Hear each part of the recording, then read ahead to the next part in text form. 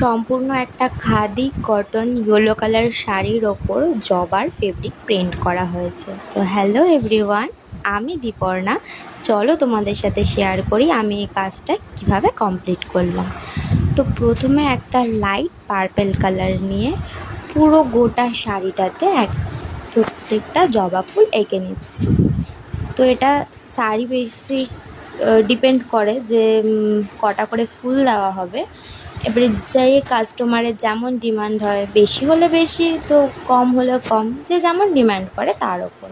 তো আমাকে মোটামুটি ওই 22-30টার জন্য বলা হয়েছিল, তো তেমনই করছি। এরপরে একটা দেখো ডিপ কালারের পার্পল কালার নিয়ে পুরো ফুল কটাতে শেডিং দিয়ে দিলাম। এরপর গোল্ডেন ইয়েলো কালার দিয়ে ভেতরটা ফিল করে নিচ্ছি। দেখো জবার গেটআপটা অনেকটাই চেঞ্জ হয়েছে, ভালো লাগছে দেখতে। এরপর একটা পুরো হোয়াইট পেস্ট নিয়ে তার উপরে ফুলের মঞ্জুরিগুলো একে একে প্রত্যেকটা ফিল করে নিচ্ছি। এবারে পুরো জবাটাই আমার কমপ্লিট হয়ে গেছে। তো দেখো কেমন লাগছে।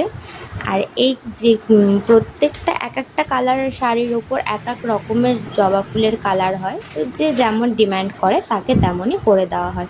তো তোমরা কমেন্ট করে অবশ্যই জানিও কেমন লাগছে কাজটা।